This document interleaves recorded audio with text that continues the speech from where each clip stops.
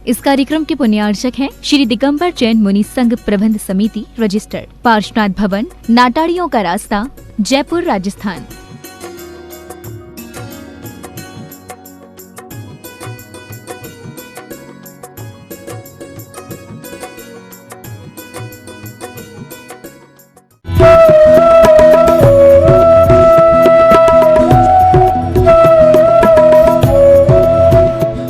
गम के अंधेरे में जिंदगी बेकार न कर,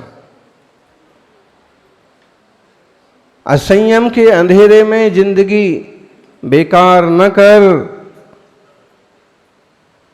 संयम के उजाले में जिंदगी का उद्धार कर। असंयम के अंधेरे में जिंदगी बेकार होती है और संयम के उजाले में जिंदगी का उद्धार होता है। जिसने जितना समगम किया उसने उतना गम पाया, और जिसने जितना संयम किया उसने उतना ज्यादा आनंद पाया, सुख पाया। आप जितने फैलते जाएंगे उतने परेशान होते जाएंगे, और जितने स्वरूप की तरफ झुकते जाएंगे उतने आनंदित होते जाएंगे। असीमित इच्छाएं असीमित दुख का कारण हैं। असीमित इच्छाएं असीमित दुख का कारण हैं, और असीमित स्वरूप की वांछा असीमित आनंद का कारण है। आपको क्या चाहिए? अगर दुख चाहिए तो इच्छाएं बढ़ाइए, और आनंद चाहिए तो स्वयं में डुबकी लगाइए। सौभाग्यशालियों, सम्राटों को भी नहीं आनंद मिला सामान में। सामान में तो सम्राटों को भी आनंद नहीं मिला। अगर सामान में, साधनों में सम्राटों को आनंद मिल गया होता तो कोई ऋषभदेव ना बनता, कोई बाहुबली ना बनता, कोई पार्श्वनाथ ना बनता, और कोई महावीर ना बनता। सुख का मार्ग तो एक ही है, वीतरागता। सौभाग्य है जिन्हें बचपन से संस्कार मिले। दादा दादी, नाना नानी, बड़े लोगों के संस्कार बड़े काम आते हैं, जो धर्म की राह लेके चले जाते हैं। कल शाम का प्रसंग है, स्वाध्याय के मध्य देश के बड़े क्रिकेटर गौतम गंभीर, जो सांसद भी हैं, आ गए। तो हमने पूछा, बराबर नमस्कार किया, वंदन किया। फिर हमने पूछा, भगवान महावीर स्वामी के प्रथम शिष्य का नाम बताइए आप। तो खड़े हो गए, हाथ जोड़ के बोले, महाराज जी मैं अभी बताता हूं। और फिर उनने ये बात ये कही, चूंकि सीधी ध्यान में नहीं होगा, इसलिए बात यहां से शुरू की कि मुझे तो तीर्थंकरों से तब से प्रेम है जब मैं 13 साल का था, और मेरी दादी हर रोज स्कूल जब मैं जाता था तो बीच में देशबंधु रोड पर जैन मंदिर, दिगंबर जैन मंदिर आता था, तो हर रोज मुझे नमस्कार कराती थी, और सप्ताह में कम से कम 4 दिन में दिगंबर जैन भगवान की प्रतिमाओं का वंदन करता था। मुझे लगता उसके कारण से ही मैं आज इस मुकाम तक पहुंचा। इसमें बहुत बड़ी बात यह है कि अगर वो दादी ने तब उन प्रतिमाओं के प्रति, उस मंदिर के प्रति ऐसा ना प्रेरित किया होता कि बेटा यहां तो मत्था टेकना ही है, तो शायद आज इतनी श्रद्धा भक्ति या नैतिकता न होती, हमने पूछ लिया कि आप विदेश जाते हैं, इतने सारे टूर्स होते हैं, तो आपके शाकाहार का पालन हो जाता है? युवाओं आपकी सीखने के लिए उदाहरण दे रहे हैं। उन्होंने कहा शुरू शुरू में दिक्कत होती थी, लेकिन जैसे ही प्रभाव पड़ा, जैसे ही प्रसिद्धि बढ़ी कि बहुत आसानी होती है और विदेशों में भी जैन फूड मिल जाता है, शुद्ध भोजन हो जाता है, शाकाहारी भोजन पाने में कहीं दिक्कत नहीं होती है। और मैं पूरी तरह से शाकाहार का ही पालन करता हूँ। हम लोग छूते भी नहीं हैं, जैन संस्कारों से चलते हैं। फिर बताया मेरी वाइफ भी जैन है, हैं? अब सारे लोग जैन पत्नी बना रहे हैं और इसलिए जैनों की संख्या और घटती जा रही है। फिर भी अच्छा ये है कि अगर बेटी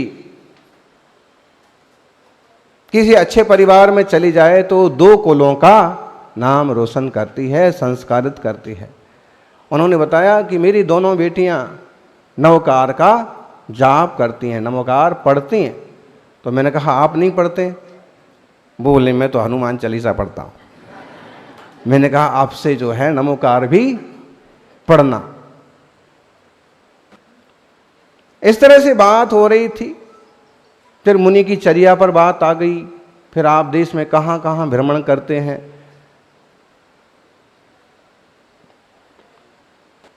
हमने पूछा कि दिगंबर मंदिर दर्शन हुए आपके जैन मंदिर के, मुनियों का योग नहीं बना? नहीं। बोले आज पहली बार इतने निकट बैठ करके मुनि राजों के जीवन का दर्शन करने का सौभाग्य मिला है। सौभाग्यशालियों, जो श्रावक उन्हें लेके आए। निश्चित रूप से ये जो भाव होते हैं, कई बार ये भाव के अभाव में कारण बन जाते हैं। भीतरक देवशास्त्र गुरु की श्रद्धा एक बार जीवन में बैठ जाए। शेर की पर्याय में महावीर स्वामी को मुनिराजों का एक बार ही तो योग बना था और उसका जीवन बदल गया। इसलिए कभी योग बनता है तो बड़े से बड़े लोग, छोटे से छोटे लोग, हर तरह के लोगों के लिए देवशास्त्र गुरु से जोड़ने का प्रयास करना चाहिए। खुद तो धर्म के मार्ग पर चलें, उनको भी चलाएं, क्योंकि धर्म के माध्यम से ही आनंदमय जीवन की प्राप्ति होती है। आपको इस पर भी गौर करना चाहिए कि सरकारें भगवान महावीर की जयंती पर, उनके निर्वाणोत्सव पर कम से कम एक शुभकामना संदेश, एक विनयाञ्जलि संदेश तो प्रसारित किया करें, करना चाहिए। सिर्फ संख्या बल के कारण से और उसको अनदेखा करना बहुत ज़्यादा बुद्धिमानी नहीं है, क्योंकि महावीर भगवान केवल जैनों के नहीं हैं, महावीर भगवान तो जन जन के हैं। सारे जगत के कल्याण के लिए तो उन्होंने सिद्धांत दिए हैं और उनके पद चिन्हों पर चल करके गांधी जैसे लोग पूरे विश्व में फेमस हुए हैं, देश को स्वतंत्र कराने में सक्षम हुए। जैन शासन अद्भुत और महान है।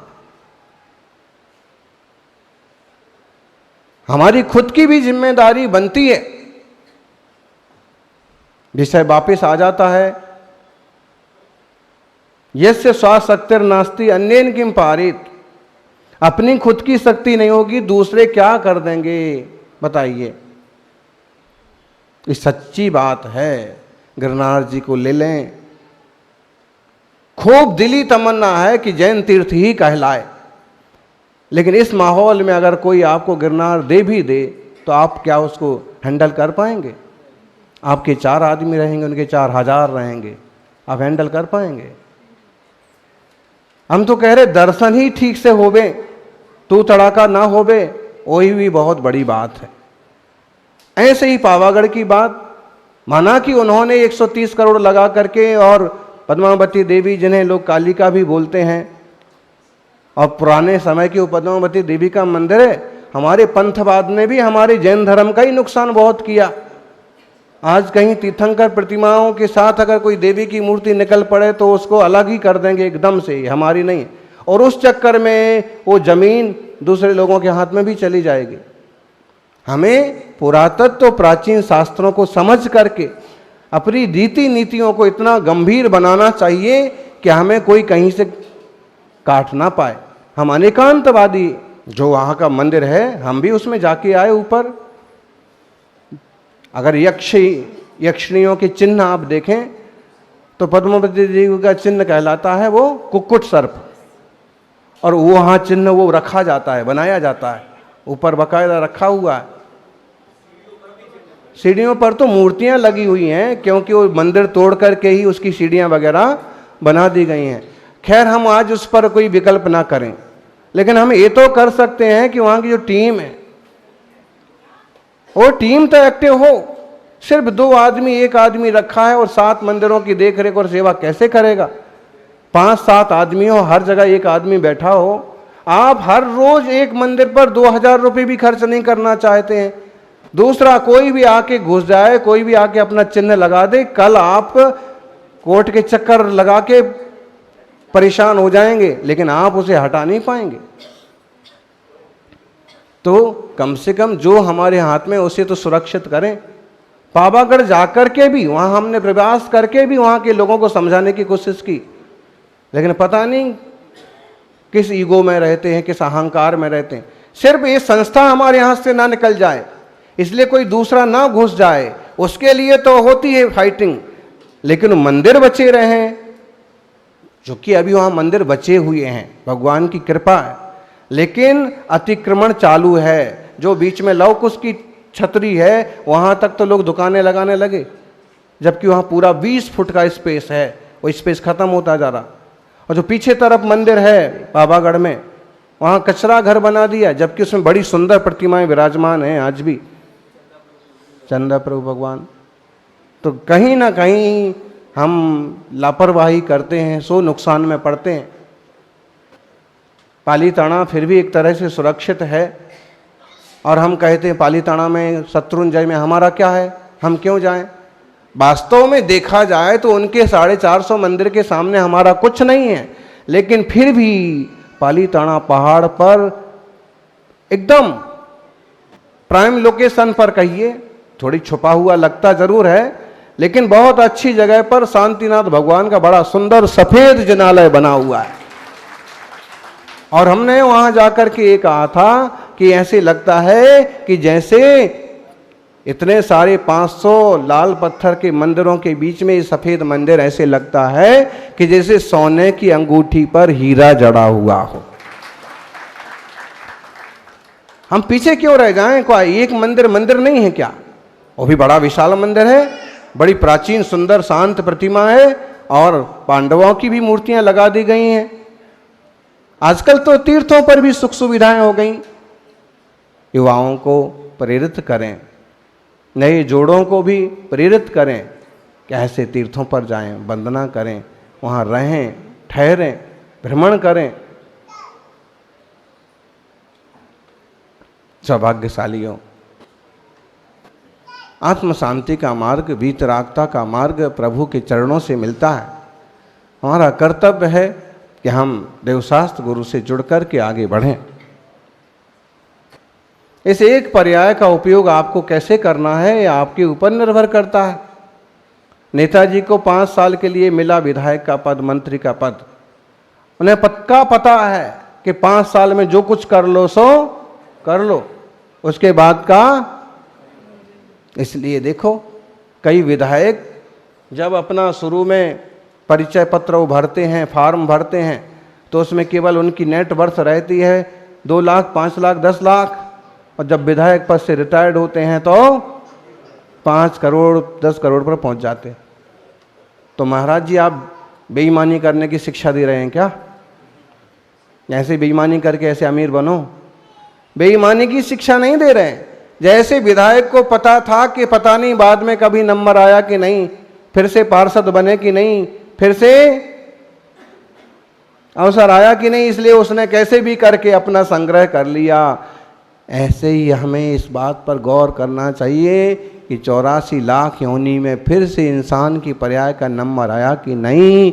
हमें इतना पुण्य संग्रह कर लेना चाहिए कि हमेशा के लिए आत्मा परमात्मा की बन जाए।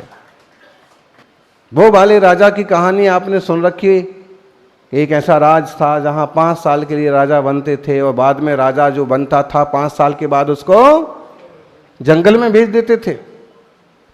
कल भी ये विषय उठा हैं, एक सज्जन आए और कहने लगे, महाराज जी जब रूपाणी जी मुख्यमंत्री थे, गुजरात में गांधीनगर दर्शन करने आए, तब का लवाजमा और सबका फौज फाटा और एक साथ जो फर्राटेदार, क्या बोलते उसको, काफिला, वो अभी नहीं आया, अभी देखने को नहीं मिला। फिर खुद ही बोले कि समय बदलते कितना कुछ बदल जाता है। तब 30 गाड़ियां थीं और अब 3 गाड़ियां हैं। क्यों? वो वाला पद नहीं है। ज्ञानी कहो ऐसा भी अवसर आए कि 3 गाड़ियां भी, समझना बात को, भावना तो यह है कि ऐसे अच्छे श्रावक आगे आगे बढ़ें, लेकिन जीवन में जो परिवर्तन आते हैं, आप अपना ले लें, हमारा ले लें, किसी का भी ले लें, कि वो भी वक्त आ सकता है कि कुछ भी ना हो, और अगर पर्याय बदल गई तो वो भी वक्त आ सकता है कि इंसान का चोला भी ना हो, कुछ और ही मिल जाए। इसका ये उदाहरण क्यों दिया? इसमें अच्छा बुरा खोजने की बजाय इसमें ये खोजना है कि कितनी तेजी से सब कुछ बदलता है। इस बदलते माहौल में हमें अपनी आत्मा की ध्रुव स्वभाव की रक्षा करते हुए, परिणामों की शांति बनाए रखते हुए धर्म ध्यान के रास्ते पर चलते रहना। ये छोटे छोटे व्रत नियम भी ना एक तरह से धर्म ध्यान के रास्ते ही तो हैं। रात में ना खाएंगे, रोज मंदिर जाएंगे, मुनिराज के चरणों में 10-5 मिनट बैठ के आएंगे, उतनी देर के लिए तो कुछ अलग स्वाद आया ना। 24 घंटे जो चल रहा था उससे कुछ हटके तो हुआ ना। जो लोग धर्म से जुड़े रहते हैं अक्सर कर वो खोटे कामों से बच जाते हैं, क्योंकि उनका फ्लेवर चेंज होता रहता है। जब तक वहाँ थे तब उन्हें इतना रोष आ रहा था कि ऐसा कर डालूं, वैसा कर डालूं, लेकिन जैसे ही मुनिराज का शांत प्रवचन सुन के गए तो विचार बदल गया कि ऐसा क्यों कर डालूं, ऐसा कर डालता तो बेकार में वो तो जाता ही जाता, मैं भी जेल में चला जाता। अच्छा हुआ 5 मिनट का प्रवचन सुना, मन बदला, उसका वो जाने, मेरा मैं संभाल लूँगा। सौभाग्यशालियों, सत्ता और शासन में भी आनंद होता तो अमोघ वर्ष मुनिराज क्यों त्यागते। आज आखिरी के 2 श्लोक जो हैं लगभग इसी तरह इशारा करते हैं। आप लोग देखें 28-29, इथि कंठ गता बिमला प्रश्नोत्तर रत्नमालिका येषां ते मुक्ताभरणापि विभान्ति विद्वत् समाजेषु।